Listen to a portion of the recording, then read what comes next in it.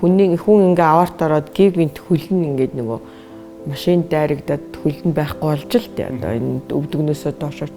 Тэгэхээр нөгөө ампутац хийснийхэн дараа тэр нөгөө байхгүй хөлнийх нь эрхийн хуруу өвдөд байгаа.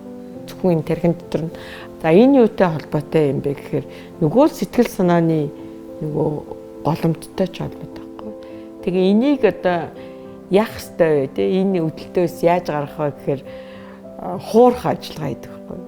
За нэгдүгээр бид нэр имээр тэр тархинаас нь арилгана. За хоёрдугаарт нь ингээд таль тавьж байгаад нөгөө за энэ гар нь энэ хуруунууд нь байхгүй нөгөө хөл байгаа шүү дээ. Тэгэхээр нөгөө толио зөрүүлж тавиад талинд нөгөө хүнийхээ тархинд таны эрхийн хуруу байж дээ.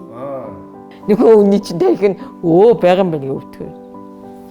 Тэгэхээр маш олон одоо аргаар өвдөлтийг намдааж болно.